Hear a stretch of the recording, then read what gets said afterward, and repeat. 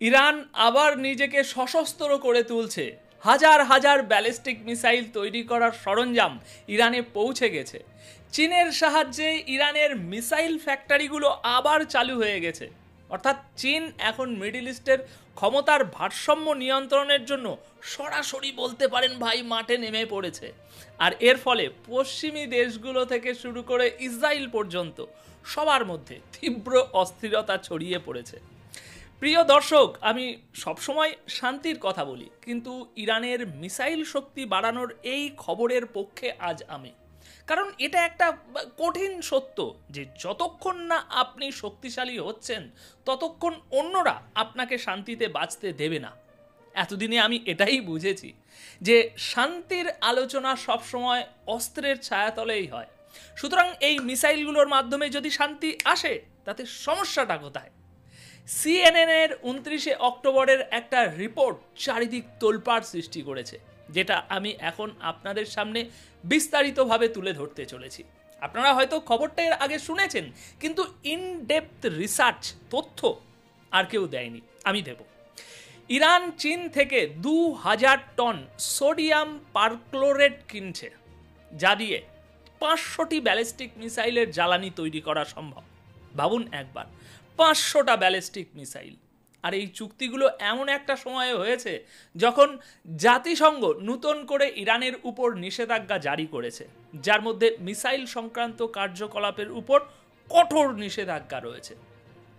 পশ্চিমী গোয়েন্দা সংস্থাগুলো জানাচ্ছে যে সেপ্টেম্বরের শেষ থেকে চীনের জাহাজগুলো ক্রমাগত ইরানের বন্দর আব্বাস বন্দরে ভিড়েছে এবং এমন জ্বালানি নিয়ে আসছে যা সরাসরি ইরানের মিসাইল প্রোগ্রামে ব্যবহার করা হচ্ছে।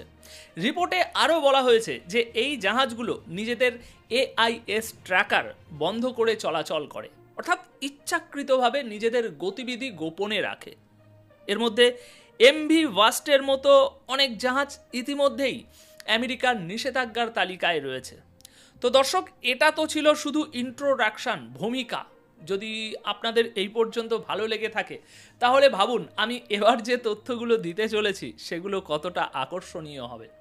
স্বাগতম দর্শক বন্ধুরা আপনাদের সকলকে। আপনারা দেখছেন এটাই রিয়ালিটি, আর আমি অনুপ বিশ্বাস। দেখুন, থাম্বনেলে যেহেতু ইরানের মিসাইল প্রোগ্রামের কথা লিখেছি, তাই আজ এই খবরটা, এই প্রতিবেদনটা সম্পূর্ণ ইরানকে নিয়ে। এটা একটা রিসার্চ ভিত্তিক শো, আর এই রিপোর্টটি মূলত CNN এর দ্বারা রিসার্চ থেকে তৈরি করা হয়েছে। দর্শক, গতকাল তেহরান থেকে খবর এসেছে যে ইরান চীন থেকে 2000 টন সোডিয়াম পারক্লোরেট কিনেছে। এই পরিমাণ উপাদান দিয়ে 500টা ব্যালিস্টিক মিসাইলের জ্বালানি তৈরি করা সম্ভব। চীন ও ইরানের মধ্যে এই চুক্তিগুলো জুনের সেই 12 দিনের যুদ্ধের পরেই শুরু হয়ে গিয়েছিল, যখন ইসরায়েল ইরানের মিসাইল লঞ্চারগুলো ধ্বংস করে দিয়েছিল বলে রিপোর্ট রয়েছে। CNN এর 29 অক্টোবরের রিপোর্টে প্রকাশ করা হয়েছে যে জাতিসংঘ নতুন করে জারি করা নিষেধাজ্ঞা সত্ত্বেও ইরান আবার তার মিসাইল শক্তিকে গড়ে তুলেছে এবং এতে চীন খোলাখুলিভাবে সাহায্য করছে। অর্থাৎ চীন শুধু ইরানকে কূটনৈতিক সমর্থনই দিচ্ছে না, বরং আমেরিকা ও ইসরায়েলের মতো শত্রুদের বিরুদ্ধে ইরানের সামরিক শক্তিকেও মজবুত করে তুলছে। দর্শক, চীন ও ইরানের এই গোপন মিসাইল অ্যাডভেঞ্চার ইসরায়েল এবং পশ্চিমী দেশগুলোতে চরম অস্থিরতা ও চাঞ্চল্য সৃষ্টি করেছে। সেখানকার মিডিয়া হাউসগুলো এই নিয়ে লেখালেখি ইতিমধ্যেই শুরু করেছে। আমেরিকার CNN নিজেই এই রিপোর্টটি গতকাল রাতে প্রকাশ করেছে এবং আজ এটা সমস্ত বড় মিডিয়া হাউসগুলোর প্রধান খবর। ইরান তার চাল ছেড়ে দিয়েছে এবং চীন তার সাথ দিয়েছে। আসুন আরও একটু এগিয়ে দেখা যাক। ইরানের বন্ধু, রাশিয়ার শত্রু ইউক্রেনীয় মিডিয়া হাউসগুলোও 30 অক্টোবর এই খবরটি খুব বিস্তারিতভাবে ছেপেছে। RBC ইউক্রেন লিখছে যে স্ন্যাপব্যাক নিষেধাজ্ঞা পুনর্বহাল সত্ত্বেও চুক্তিগুলো চলছে। পশ্চিমী গোয়েন্দা সংস্থাগুলো বলছে সেপ্টেম্বরের শেষে স্ন্যাপব্যাক মেকানিজমের অধীনে ইরানের উপর যখন পুরনো নিষেধাজ্ঞাগুলো পুনরায় কার্যকর করা হয়েছিল, ঠিক তারপর থেকেই চীনের বন্দরগুলো ওখান থেকে ইরানের বন্দর আব্বাস পোর্টে এই মাল পাঠানো হচ্ছে। প্রতিটি চালানে শত শত টন সোডিয়াম পারক্লোরেট থাকে এই সোডিয়াম পারক্লোরেট হলো সেই রাসায়নিক যা সলিড ফুয়েল মিসাইলে ব্যবহৃত হয়। আর সলিড ফুয়েল মিসাইলের শক্তি, ক্ষমতা এবং গতি এতটাই বেশি যে তাকে ভেদ করা প্রায় অসম্ভব। সিএনএনের রিপোর্ট অনুযায়ী এই উপাদানগুলো সরাসরি ইসলামিক রেভলিউশনারি গার্ড কর্পস অর্থাৎ আইআরজিসি সেলফ সাফিসিয়েন্সি জিহাদ অর্গানাইজেশনের কাছে পৌঁছে দেওয়া হচ্ছে। রিপোর্টে আরও দাবি করা হয়েছে যে জাহাজগুলোতে করে মিসাইল তৈরির এই সরঞ্জাম পাঠানো হয়েছে তার মধ্যে পশ্চিমী গোয়েন্দারা 4টি বড় জাহাজের নাম প্রকাশ করেছে। প্রথম এমভি বাস্ট, এটি চীনের ঝুহাই থেকে রওনা হয়ে 29শে সেপ্টেম্বর বন্দর আব্বাসে পৌঁছায়। আমি আপনাদের বিস্তারিত তথ্য দিচ্ছি। দ্বিতীয় বার্জিন, এই জাহাজটি চীনের গাওলান থেকে রওনা হয়েছিল এবং এই মাসের 16ই অক্টোবর ইরানে পৌঁছায়। তৃতীয় ইলিয়ানা, এই জাহাজটি চাংজিয়াংকো থেকে যাত্রা শুরু করে এবং 12ই অক্টোবর ইরানের বন্দর আব্বাসে এসে পৌঁছায়। 4 আতাহান্তা, এটি লেহাং থেকে রওনা হয়েছিল এবং ট্র্যাকিং সিস্টেম বন্ধ করে ইরানে পৌঁছায় যাতে কেউ এটাকে শনাক্ত করতে না পারে। দর্শক, এই জাহাজগুলো প্রায়শই তাদের এআইএস ট্র্যাকিং সিস্টেম বন্ধ করে দেয় যাতে সমুদ্রে তাদের অবস্থান বা গতিবিধি ধরা না যায় এবং কেউ তাদের সম্পর্কে জানতে না পারে। এদের মধ্যে বেশ কয়েকটি জাহাজ আগে থেকেই আমেরিকার নিষেধাজ্ঞার তালিকায় রয়েছে। আর সবচেয়ে মজার ব্যাপার হলো এই জাহাজগুলোর ক্রু মেম্বাররা তাদের যাত্রাপথের পোস্ট বা ছবি সোশ্যাল মিডিয়ায় শেয়ার করত, আর সেখান থেকেই তাদের পুরো নেটওয়ার্ক ট্রেস করা হয় এবং এই রিপোর্টটি আপনাদের জন্য সেই জন্যই তৈরি করা সম্ভব হয়েছে, ওই সোশ্যাল মিডিয়া ট্র্যাকিংয়ের কারণে। দেখুন, সোশ্যাল মিডিয়া আসলে খুবই আনসোশ্যাল। আজকালকার দিনে মানুষজন কি খাচ্ছে, কোথায় ঘুরতে যাচ্ছে, কি করছে, সব কিছুর ছবি পোস্ট করে দেয়, কিন্তু তারা এটা বোঝে না যে এর মাধ্যমে তাদের অনেক ব্যক্তিগত তথ্য ফাঁস হয়ে যাচ্ছে। দর্শক, বিভিন্ন রিপোর্ট অনুযায়ী জুনের 12 দিনের যুদ্ধে ইসরায়েল ইরানের 3 ভাগের 1 ভাগ লঞ্চার ধ্বংস করে দিয়েছিল।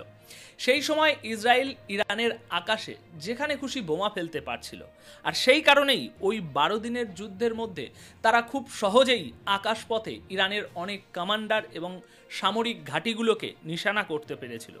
যদিও যুদ্ধের শুরুতে এই কাজটা ইরানের মাটি থেকেই মোসাদের যে এজেন্টরা আছে তারা করেছিল, তবে এখন তেহরান আবার তার মিসাইলের ভান্ডার ভর্তি করার চেষ্টায় লেগে গেছে।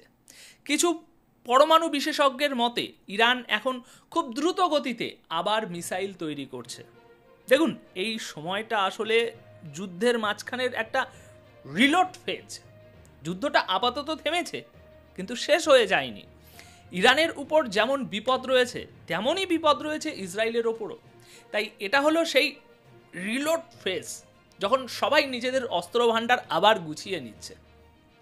এবার এই রিপোর্টের উত্তরে চীন কি বলেছে সেটাও একবার শুনে নিন। চীন বলেছে যে তারা আন্তর্জাতিক নিয়মকানুন মেনেই রপ্তানি নিয়ন্ত্রণ করে। সোডিয়াম পারক্লোরেট জাতিসংঘের নিষিদ্ধ তালিকায় নেই, তাই এটা রপ্তানি করলে কোনো নিয়ম বা আইন ভাঙা হয় না। চীনের বক্তব্য হলো তারা ইরানের পারমাণবিক সমস্যাটা শান্তিপূর্ণভাবে সমাধান করার পক্ষে এবং তারা নিষেধাজ্ঞার রাজনীতির বিরোধিতা করে। কিন্তু পশ্চিমা দেশগুলোর অভিযোগ হলো বেইজিংয়ের কারখানাগুলো চুপিসারে মানে এই যে ধ্বংস, তাদের কাছে ধ্বংস, এগুলো তাদের কাছে যে মিসাইলগুলো আছে ওগুলো ধ্বংস না, ওগুলো তৈরি করে নতুন কিছু, কিন্তু এগুলো তাদের কাছে ধ্বংস। তাই তারা বলছে যে বেইজিংয়ের কারখানাগুলো চুপিসারে ধ্বংসের জ্বালানি তৈরি করছে আর তেহরান সেই জ্বালানিকে অস্ত্রে পরিণত করছে। কত বড় দ্বিচারিতা, বুঝছেন? বিভিন্ন রিপোর্টে প্রকাশ পেয়েছে যে চীনা কোম্পানি এবং কিছু নকল ফ্রন্ট কোম্পানির মাধ্যমে এই পুরো নেটওয়ার্কটা চলছে। অনেক কোম্পানি মানে আর কি শুধু কাগজে কলমে নাম আর ঠিকানা দিয়ে তৈরি হয়েছে, যাদের আসল কাজ হলো গোপনে এরকম এই সামরিক সরঞ্জাম সরবরাহ করা। বেশ কিছু ফার্ম চীনের ডালিয়ান শহরে রেজিস্টার্ড, আর এটা সেই এলাকা যেখানে আগে থেকেই আর কি চোরাপথে ট্যাঙ্কার ব্যবহার করে ইরানকে লুকিয়ে কাঁচামাল বিশেষ করে তেল বিক্রি করা হতো। এখন সেই একই কৌশল মিসাইলের জ্বালানির সরবরাহ করার জন্যও ব্যবহার করা হচ্ছে। এখন প্রশ্ন হলো দুজনেই যদি ব্যবসা করে তাহলে সমস্যাটা কোথায়? সারা দুনিয়া তো একে অপরকে অস্ত্র পাঠায়। আমেরিকা তো ইসরায়েলকে প্রচুর পরিমাণে অস্ত্র পাঠিয়েছিল। তাহলে চীন যদি ইরানকে কিছু বানানোর জন্য সাহায্য করে তাতে অসুবিধাটা কি? এই পৃথিবীতে শান্তি তো অস্ত্রের জোরেই আসে, তাই না? পশ্চিমারাই তো এগুলো শিখিয়েছে, তাই না? দর্শক, ইরান আর চীনের বন্ধুত্ব অনেক পুরনো। চীন বহুদিন ধরেই ইরানের অর্থনৈতিক এবং কূটনৈতিক আশ্রয়দাতা বলতে পারেন। যখন আমেরিকা আর ইউরোপ ইরানের তেলের উপর নিষেধাজ্ঞা জারি করেছিল, তখন চীন সেই তেল কিনে ইরানকে দেউলিয়া হওয়া থেকে মোটামুটি বাঁচিয়ে দিয়েছিল। তাই বেইজিং খোলাখুলিভাবে বলে যে ইরানের পারমাণবিক শক্তি শান্তিপূর্ণভাবে ব্যবহার করার সম্পূর্ণ অধিকার আছে। আর এখান থেকেই তারা ইরানের প্রতি তাদের সমর্থনের কথা স্পষ্টভাবে ঘোষণা করে। সেপ্টেম্বরে চীনের রাষ্ট্রপতি শি জিনপিং এবং ইরানের রাষ্ট্রপতি মাসুদ পেজিশকিয়ানের সাক্ষাতে চীন আবারও জোর দিয়ে বলে যে ইরান বোমা বানাচ্ছে না, তারা শুধু শক্তি চায়। ওদেরকে নিজেদের কাজ করতে দেয়া হোক, তোমরা কেন ওদের উপরে হামলা করছো? কিন্তু আমেরিকা আর ইসরায়েল সেটা মানেনি। দর্শক, জাতিসংঘের নথিতে সোডিয়াম পারক্লোরেট এই যে জিনিসটা, তার নাম নেই, কিন্তু এটা এমন একটা রাসায়নিক যা সরাসরি মিসাইলের সলিড ফুয়েল হিসেবে ব্যবহৃত হয়। অর্থাৎ নাম আলাদা হলেও কাজটা একই। চীন জানে যে এই উপাদানটি মিসাইল প্রোগ্রামকে আরও শক্তিশালী করে তুলবে। আর এর ফল কি হচ্ছে? জাতিসংঘ কিছুই করতে পারছে না। আমেরিকা শুধু সতর্কবার্তাই দিয়ে যাচ্ছে। আর ইরান তার পুরনো পদ্ধতিতেই নতুন কৌশলের আড়ালে আবার মিসাইল তৈরি করে চলেছে। চীন কৌশলে তাকে বারুদ যোগাচ্ছে, আর পশ্চিমা দেশগুলো শুধু গভীর উদ্বেগ প্রকাশ করে বিবৃতি দিচ্ছে। এর বেশি আর এখন কিছু করতে পারছে না। এবার দ্বিতীয় কথা হলো, এটা একটা পশ্চিমা রিপোর্ট, কিন্তু চীন আর রাশিয়া বরাবরই ইরানকে সামরিক সাহায্য দিয়ে এসেছে। ইরানের প্রযুক্তিগত উন্নতির পিছনে তাদের নিজেদের অবদান যেমন বিশাল, তেমনি অন্যদের সাহায্যও রয়েছে। আর এই বন্ধুত্বে যদি দুপক্ষের মানুষেরই লাভ হয়, তাহলে সমস্যাটা ভাই কোথায়?